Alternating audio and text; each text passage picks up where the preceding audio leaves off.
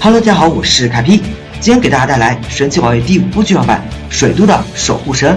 影片一开始就给我们讲了一个传说中的故事，在很久很久以前，小岛上的一对夫妇捡到了一对受伤的孤儿兄妹，照顾他们恢复健康后，一个大妖怪出现，开始破坏整个城市。危急关头，这两兄妹突然化作了传说中的神奇宝贝拉迪欧斯与拉迪亚斯，他们击败了怪物，并赐予岛上的人们名为心之水滴的圣物。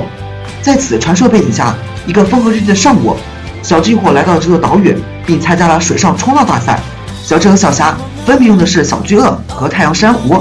在这场竞技比赛上，一直隐身着拉迪亚斯，不知道为啥突然想要帮小智，然而小巨鳄却嗨过头了，走错方向，最后让小霞成为这场比赛的冠军。桑娜与蒂安是这部剧场版最大的反派，他们来这座岛屿的目的是为了夺走心之水滴。他们用高科技眼镜发现变为人形卡隆的拉迪亚斯，当即决定要把他抓起来。然而皮卡丘及时感应到拉迪亚斯有危险，便和小智一同火速赶来帮忙了。在小智的阻挠下，这两个人才没有得逞。一生中美后，拉迪亚斯对小智产生了微妙的好感，但随即在小智面前突然消失了。不久后，小智等人去参加博物馆，碰巧小智见到了真正的卡隆。小智上前去搭话，结果却被骂了。但小智却不死心，一路追赶着卡隆，于是来到了一座秘密花园内。在这里，小智又见到了变成卡隆的拉迪亚斯。刚开始，拉迪欧斯自然是把小智当成敌人，但是在妹妹的解释下，很快对着小智放下了戒备。在这里，小智和拉迪亚斯度过了一段短暂的快乐时光。然而小智刚走不久，桑娜和莉安就开始行动了。他们先是把博物馆的爷爷给打晕，随即进入秘密花园，打算抓住拉迪欧斯和拉迪亚斯。在经过一番争斗之后，拉迪欧斯被抓住，但最后还是竭尽全力掩护自己的妹妹逃跑。逃出来的拉迪亚斯走投无路，只好去找小智帮忙。此时已经是深夜，被突然打扰的小霞和小刚刚开始有点搞不清楚状况，但得知整件事情的经过后，依然决定和小智一起拯救拉迪欧斯。然而这一边，桑娜和莉安已经开始利用心之水滴和拉迪欧斯开始实施邪恶计划了。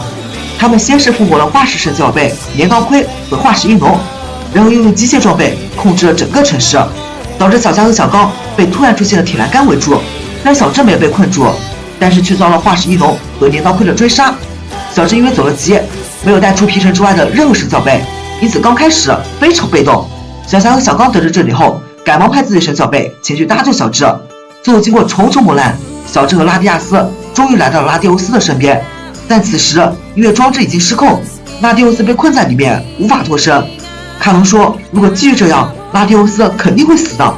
为了救自己的哥哥，拉迪亚斯爆发了。小智立马抓住机会将拉迪欧斯从装置中救了出来。然而事情却远远没有结束，这个愚蠢碰了一下心之水滴，结果装置又开始暴增了。通过这个老爷的话可以知道，因为心之水滴属于圣物，被邪恶之人所用的话，悉尼会遭到污染，水滴将和整座城市一起消失。所以果不其然，外面正发生着巨变，城市里的河水瞬间退去，化成巨浪，即将吞没整座城镇。就在众人感到绝望之际，拉迪欧斯和拉迪亚斯冲了上去。我猜想拉迪欧斯和拉迪亚斯应该是抱着必死的决心，想阻止这场灾难的。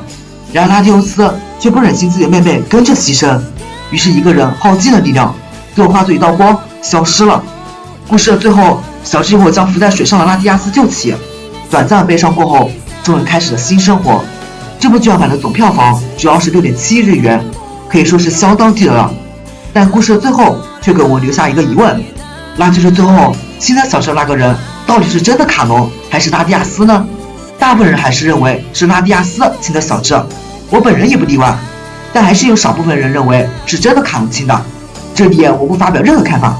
好了，那么今天分享就到这里了，我是阿皮，咱们下次见。